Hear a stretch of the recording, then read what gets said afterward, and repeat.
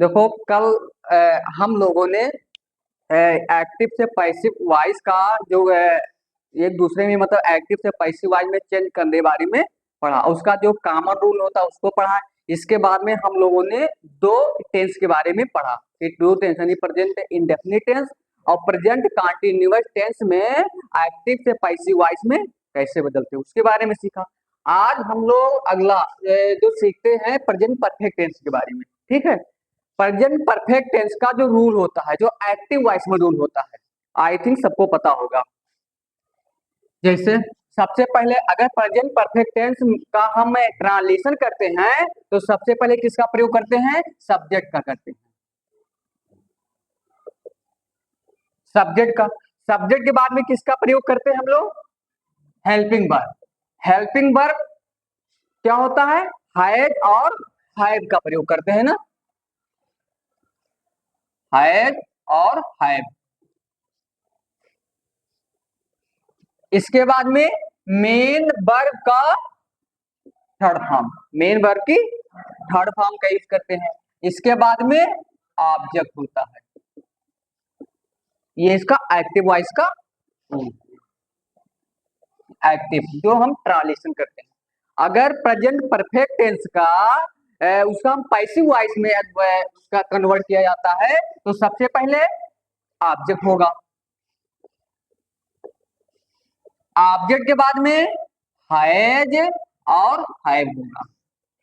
ये तो पता होगा सिंगुलर नंबर के साथ में हैज का यूज करते हैं, यह सब्जेक्ट प्लूरल नंबर में होता है तो हम किसका यूज करते हैं? हैव का यूज करते हैं। इसके बाद में बस क्या डिफरेंस इसमें है, केवल इसमें बीन बढ़ा देते हैं। हैज हैव के बाद में पैसिव वॉइस में हम कन्वर्ट कर रहे हैं तो पैसिव वॉइस में हैज हैव के बाद में बीन बढ़ा देते हैं और बीन के बाद में वर्ब की थर्ड फॉर्म का यूज करते हैं। वो तो सेम होगा ना, फिर वहां से यहाँ अप्लाई कर देना है। इसके बाद में सब्जेक्ट का होगा। अच्छा, सब्जेक्ट किस रूप में आएगा? ये ऑब्जेक्ट के रूप में आएगा और जो यहाँ ऑब्जेक्ट जाएगा यहाँ से वहां वो सब्जेक्ट के रूप में जाएगा। ठीक, आगे चलो इसका हम लोग देखते हैं एग्जाम्पल। पहला एग्जाम्पल हमने लिया है कि he has written an essay.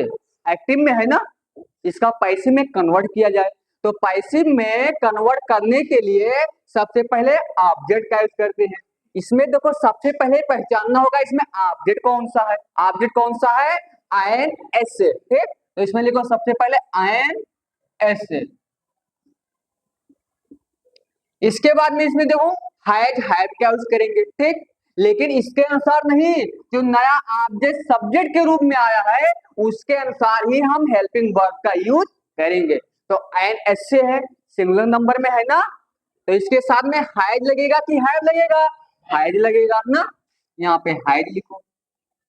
Has के बाद में बीन बढ़ाएंगे। एक्टिव में बीन नहीं होगा, लेकिन जब पैसिव वॉइस में हम चेंज करेंगे तब उसमें हेल्पिंग वर्ब के बाद में हम बीन का यूज करेंगे। तो यहाँ पे बीन लिखो। बीन के बाद में मेन वर्ब की थर्ड फॉर्म और ट्रांसलेशन जो परफेक्ट का जो नियम होता है एक्टिव वॉइस का, उसमें सब में वर्ब की थर्ड फॉर्म का यूज किया जाता है। तो रिटन का रिटन होगा कि नहीं होगा? क्योंकि वो ऑलरेडी थर्ड फॉर्म में है तो यहाँ पे रिटन का रिटन ही लिखो। ठीक, इसके बाद में नए आप सॉरी यहाँ हम भूल गए थे ऑब्जेक्ट लगाने के। ठीक है, यहाँ पे बाय लगाने के लिए, बाय सब्जेक्ट से पहले ना, सॉरी। इसके बाद में बाय लगाओ। ठीक, और बाय के बाद में सब्जेक्ट आएगा ऑब्जेक्ट के रूप में। ठीक, यहाँ पे सब्जेक्ट क्या है? ही, तो ही का ऑब्जेक्ट क्या होता है? समझ में आया? अगला देखते हैं। They had taken there lunch. अब सबसे पहले ऑब्जेक्ट, ऑब्जेक्ट कौन सा है? देयर लंच, सब्जेक्ट के रूप में देयर लंच हुआ। इसके बाद में हेल्पिंग वर्ब हैज क्या यूज होगा ना, हैज हुआ। इसके बाद में बीन लगाते हैं, बीन लगाते हैं ना, बीन के बाद में मेन वर्ब की थर्ड फॉर्म, तो टेकन पहले से ही थर्ड फॉर्म में है ना, तो टेकन। टेकन के बाद में बाई, और बाई के बाद में सब्जेक्ट ऑब्जेक्ट के रूप में, तो दे है ना, दे का ऑब्जेक्ट देम।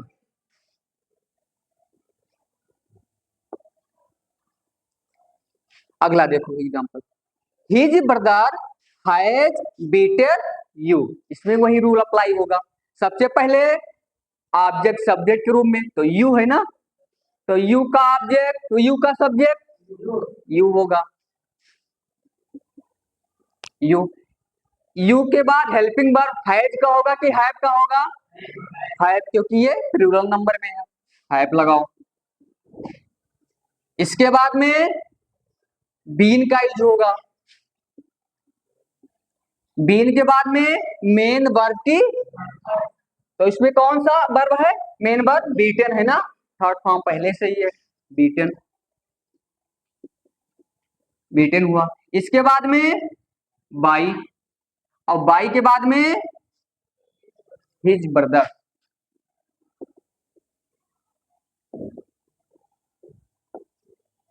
अंडरस्टूड, ऐसा नो। अगला, सबसे पहले ऑब्जेक्ट सब्जेक्ट रूम में, हिज वर्क है ना, हिज वर्क ही तो है,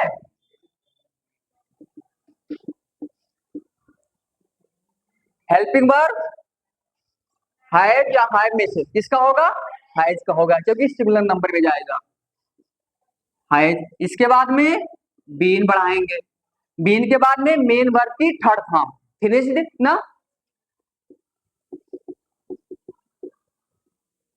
इसके बाद में बाई,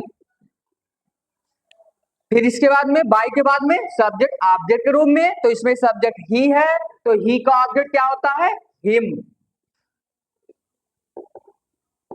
हिम हुआ। फिर नेक्स्ट, सब इसी में वही rule, an apple, an Apple.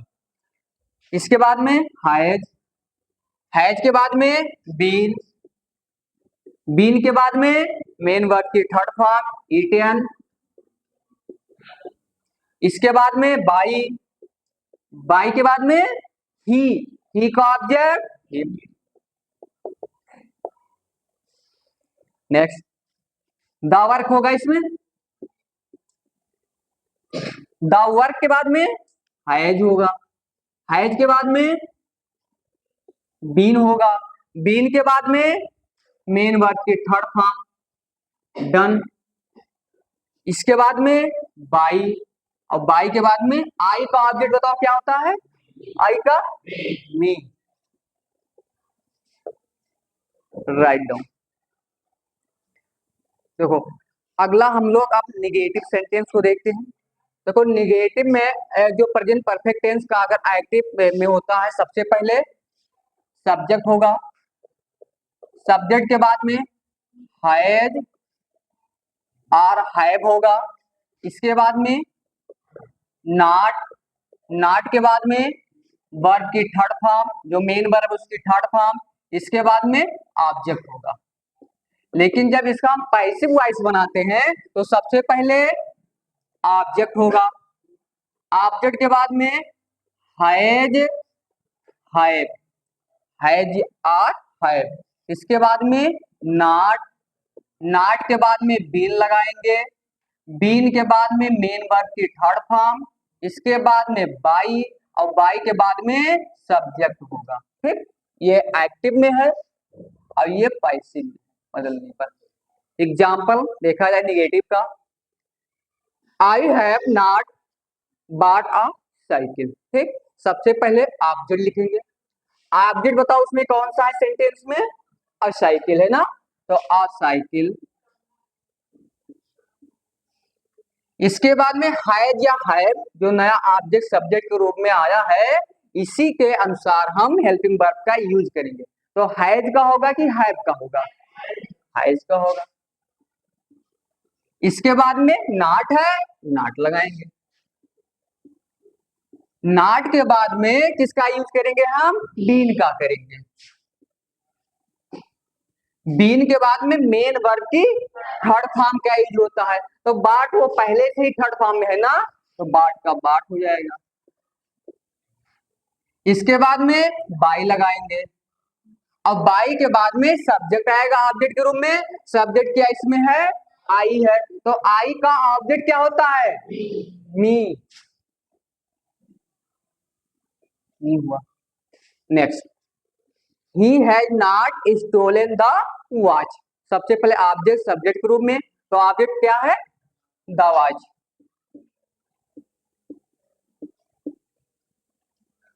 The watch के बाद में हेल्पिंग वर्ब हैज हैव का यूज करेंगे। तो द वॉच के साथ में किसका होगा? हैज का होगा कि हैव का होगा?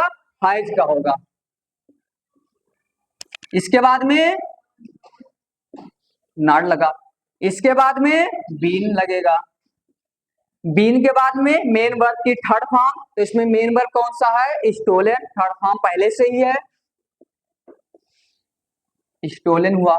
इसके बाद में बाई लगाएंगे और बाई के बाद में सब्जेक्ट ऑब्जेक्ट के रूप में आएगा। तो ही का ऑब्जेक्ट क्या होता है? Next, the hunter has not killed a lion. सबसे पहले अ लायन, हैज, हैज होगा ना, क्योंकि इसमें है तो हैज। इसके बाद में नॉट होगा। नॉट के बाद में बीन होगा। बीन के बाद में मेन वर्ब की थर्ड फॉर्म ना, किल्ड।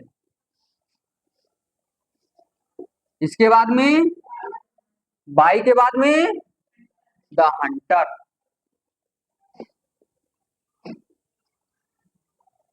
नेक्स्ट, सबसे पहले हर बुक होगा ना, सब्जेक्ट के रूप में हर बुक होगा। इसके बाद में क्या होगा? हैज। हैज के बाद में नॉट। नॉट के बाद में बीन। बीन के बाद में मेन वर्ब की थर्ड फॉर्म सोल्ड है ना। इसके बाद में बाई, और बाई के बाद में क्या है? कमला।